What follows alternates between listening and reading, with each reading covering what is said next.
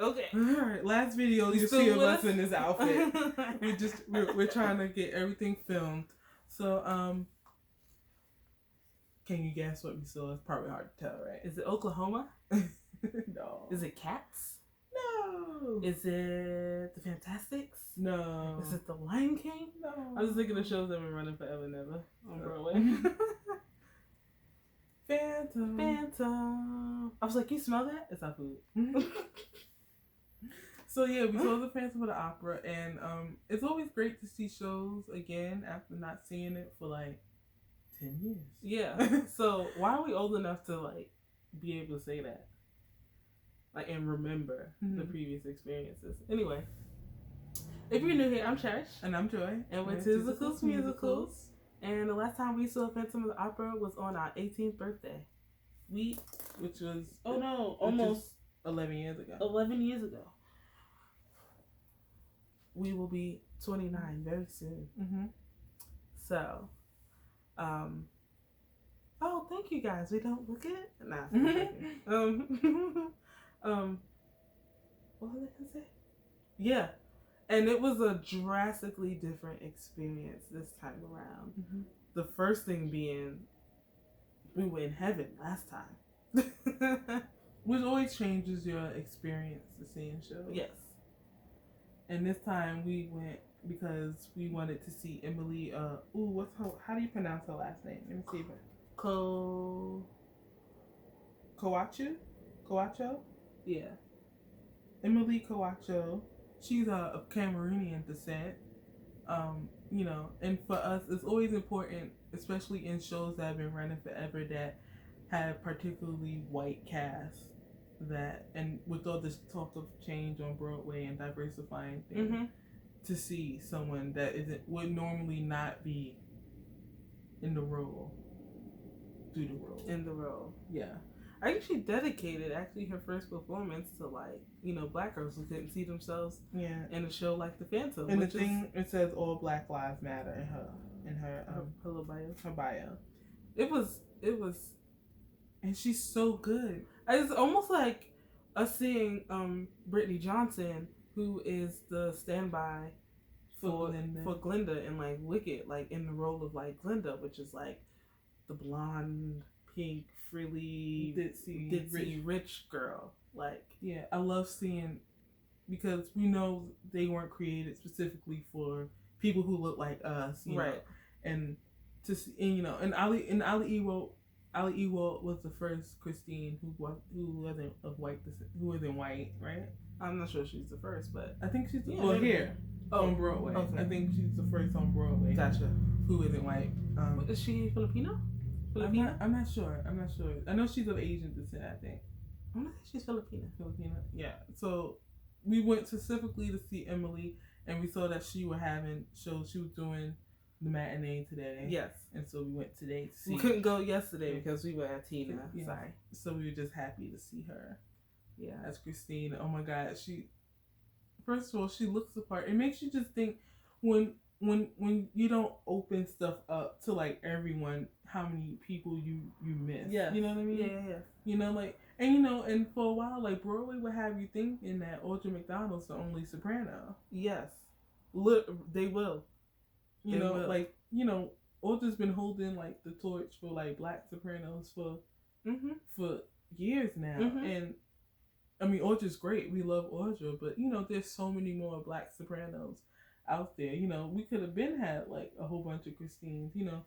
We could have had a bunch of Elphabas on Broadway. Right.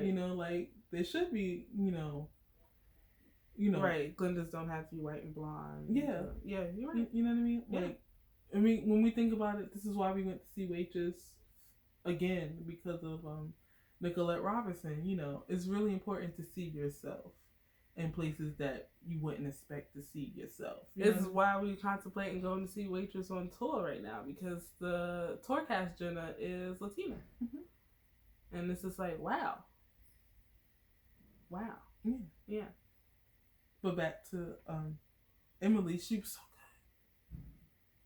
so good. And she just, oh my gosh, she looked so Christine. like Christine. Like The costumes look great on her. She sounded amazing. She has such a girly, like, Christine voice. Like, Yeah. I was like, oh She my sounds, you know, she just had a birthday, so she's 25, I think. Oh wow, she's really so young. she's young. And like, she, I know when she came out in that masquerade outfit, I was like, she looks like a princess. Yeah. So the Phantom is pretty much the same show. It's really nothing vastly. You kind of don't mess with what's been working, I would say.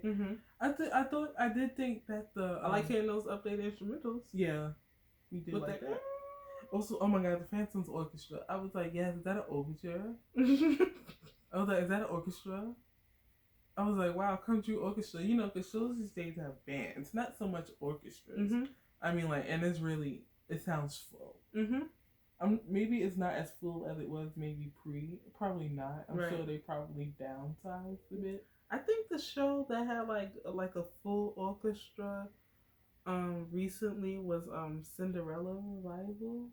I remember Laura Osnes saying something about that, like, oh, to be singing with like that full orchestra now. Like, I know, I forgot how many pieces, and I was like, oh, because the Phantom had boasted having the largest orchestra on Broadway, and I was like, yeah, because most shows. Joy said they have like the only orchestra. No, really, they really do. No, yeah, because most shows have bands. Yeah, that's true. Yeah, but I mean, even Tina is loud. A band. It's just a band. You know? Chicago, a band. Yeah. Six, a band. Waitress, a band. Maybe the Disney shows have orchestras, more or less. Like the Lion King has a orchestra. Although, you know, the Lion King doesn't have like classical like music, so it's a little bit different sounding orchestra, I would say. But yeah, the Phantom was great. We sat downstairs in an orchestra, like towards the back though. Yeah, I would say that was the furthest I would go. Yeah, what seats were we in? The ticket. This must not be my place. We actually have. We were in row R. We were in row R. Oh, you're right. Oh, here's yours, I think. Oh, yeah. Because I had a ticket. Yeah, row R. Oh, look, paper ticket. Love that for us. Like, was that the first paper ticket we had since Broadway opened back up? Yes, it is. Is it? Oh, yeah. Yeah, it is. I think we have one for chicken and biscuits. Yeah. But that's because, and you know what? We got Phantom at the box office. Yeah, I think you got chicken and biscuits at the box office. Yeah. I don't like buying seats online. I like going to the box office and talking to the people. And talking to the folks. When we went to the box office, you know, at the Majestic, and we were like, listen, miss. Right. This is what we want to spend. We want to be here. Downstairs. Like, get us as close as you can for around this She was trying to put us upstairs. I was like, nope.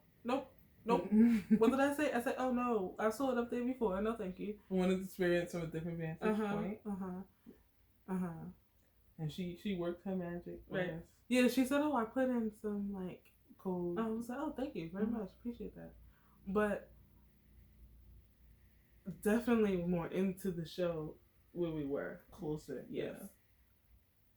But there's a lot of working parts in Phantom, and it's just kind of like, if you're a little far back, you kind of lose, like, and because it's such a dark show, you kind of lose people's mouths, and like, especially in the beginning, it's so dark in the beginning, you don't know who's talking. I remember being like, right. What's happening back? Where? Yeah. Why? I mean, I guess it helps to know the show. But if it's your first time seeing the show, or if you're like a child, yeah. But we had a good time. I mean, we sat next to someone who was not the nicest person. Did we talk about Carlotta? Oh, no, we did not talk about Carlotta. Oh, we forgot to tell you, our Carlotta was also black. Which I was like, wow. Her name was Janina? Janina Burnett? Yeah. Janina Burnett. Burnett. We were like, and I don't think she normally plays the role. Because she's in the slip. Yeah. So my guess is, maybe she goes on when Emilie goes on. Okay. I don't know. Yeah. At this performance, the roles of Christine Daae will be played by Emilie Kouatchou, and Carlotta Giudicelli will be played by Janina Burnett. Mm-hmm. Wow. And she sounded amazing. Oh my God. And she's from the Met Opera, so you know. So she's an actual like diva. Like, yeah.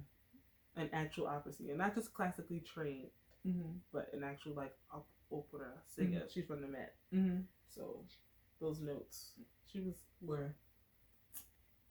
It was very, very nice, very inspiring. Not inspiring. I don't want to be an opera singer on the stage, but very, yes, kind of inspiring and yes, feel good, not feel good, feel good sense. It was a pleasant experience to see. I'm happy to have experienced Emilie as Christine. And this is the part was a little funny when they were like, Daye. It was like Swedish, I think. Swiss? Sweet. Oh, Swiss? I don't know why I thought Swedish. Anyway, yeah. Oh, this Swiss. Yeah, that was funny. I was like, ha, ha, ha. Because Tina, if anyone knows, Tina Turner is actually Swiss now. She does not have an American citizenship anymore. I was like, a Swiss theme. Yeah. But yeah. This guy tried to like ruin my experience, but I didn't let him ruin it, Joy. I didn't let him ruin it. That's the thing. Sometimes at the end of we normally tend to have pretty good like people around us, like there to go is like around us, but like there's always gotta be that one person who's just not like nice. First of all, I knew it was gonna be some BS when we came in, and he and his wife were sitting on the second and third seat from the aisle, but they had their stuff draped over like the seats that they weren't sitting in. Why would you do that? If people are coming in to a show that's about to start in 20 minutes. So then we saw, okay, they're older people. The row behind us is empty. We won't make them get up. We just kind of... We went up and around. Yeah, we just went around and down, like into our row. Fine, whatever. You were like, excuse me, because his stuff is in, your seat. Because I sat there and I was like, that's my seat. That's exactly what I said. I said, that's my seat. And he like slowly moved his stuff. And I was like, okay. Church, let's switch seats. I'd rather not sit next to that. I have really long hair. And if I'm somewhere, like, if I would have to prefer someone I know sit next to me on my right because my hair tends to naturally swing to the right and I didn't want it to, like, touch him. I was like, the way he's acting right now, I don't need that in my life. So Church was like, oh, okay, I'll sit there. And we switched. But he made Church's life hell, and I felt some sort of way about that. I don't know. He kept like elbowing Church. He like had his like coat like draped over like the armchair, and then he's like just like like leaning over the armchair, and then he kept like adjusting his arm, and he's like has this like elbow. He's over in Church, so Church is like bumping me, so I'm like in my side, and it's like okay, I'm soft. Right? I'm a round person. Get your elbow out of my side though. Like that freaking hurts. Like, and so I don't know if you noticed, but at one point like I tapped him to tell him to like move, but then he went to clap or whatever, and then I like when he moved his arm, I stuck my arm there like as like a defense, so he couldn't get to my side anymore because he was making me sore. And I kind of like because he was not big of a guy. He was not that big of a person. It was like held him strong there, but it's a little hard to like. I also didn't want to be like touching him, so that's why I was like. Usually when you sit next to people you don't know, you come in, you don't spread out. Like it was annoying me, and then he was like digging in his like pocket for like a tissue at one point, also elbowing me more, and I think that's when I fell into you that time. Like several times, so I leaned over because I'm like, Church doesn't do that in the show. So I was like, yeah, he was too much. And then my favorite was this happened at the end of the show. I mean, I guess give you applause, but like that's why you have hands, right? To clap with. He does this. Let me pull down my mask that they told me to keep going the whole time. Take my fingers, put them in my mouth so that I may whistle. On what planet? During COVID times? Are you serious? Like he was like, I didn't have like a good feeling like about him. like at all. It felt like as soon as we showed up, I was like, we came up like next to them because this is our row, and they're just like not gonna move for us. And I'm like, okay. And I thought that was nice of us to like go around and not make them get up. But, like, now the row next to me was empty up until intermission, and I was like, if no one comes at the intermission, I'll just move downstairs and you can have a seat. But people did end up coming, so I couldn't move. Right. So it is what it is. Yeah. And also he didn't have on his mask at the end of the show. He just had it down here. And I'm like, is he serious? Because they tell you more than once. They even have sign and they tell you, do not take off your mask until you leave the theater. Until you leave the theater. Not when the show is over, but when you leave the theater. They're like, we don't care what you do, but you need to have your mask up like this until you leave the theater. And there were these two very young, too young to be vaccinated children sitting in front of us, in front of him specifically. During the show, there was like a 3-year-old girl and like her 5-year-old brother, and they were, oh my god, they were perfect angels. They were perfect angels, so cute, sitting on their booster seats, and they sat there the whole show. And I mean, I didn't hear them not a once. They didn't move not a once. They were clearly just enjoying the experience of the Phantom. I mean, and people were like jumping and during the show, and I ain't hearing nothing from these children. I'm like, people relax. The children aren't even scared right now. Son, and that's another thing. The guy next to me, he was singing. He was singing during the show. Like, I was like in tears, not really, but like it was upsetting me. Like, cause he'd be like, the music of the night, and I'd be like, is he for right now? Or he'll like say the word. He'll be like, darkness. Like, he was singing the song, and I was like, can you hear him? And you were like, no. And I'm like, great. Why is he singing the songs? And then it was also, like, taking me a bit out, because he would specifically be singing, like, Christine's parts. And I'm like, it's not the Phantoms. At one point, I was like, oh, okay, now he's singing the Phantoms part. But, like, it was always, like, Christine's parts, usually. And I was like, what's happening right now? And then he'd be like, wow, at things that, like, didn't need wowing. Because, like, usually when, like, the show's about to do tricks, so there's, like, a special effect. Like, it's kind of emphasized. And, like, the majority of the audience reacts to it. And I would never hear him, except for when it was, like, a part that didn't need it. And he'd be like, wow. Or he'd be like, oh, that's a nice costume. Would you look at that mask? And I'm like, anywho. But Emilie was great. I loved her. She looked great. We were there for Emilie. She was great. She's a livid. Yeah. I would go back to see Emilie again. But you said she's a what? I said she's delivered. A livid? No, delivered. Oh, she delivered. Yeah. Delivered. Oh, yeah. okay. Yeah. I heard livid, and I was like, she what now? No, delivered. Yeah. I would go back to see Emilie. That's just me. Yeah, it's nice to revisit the classics. Although the chandelier seemed a bit like it didn't want to work today. Seemed a bit slow. I feel like I remember it being a bit faster. I don't know. A little bit more dramatic. It seemed like it was like like it didn't really want to work. Right.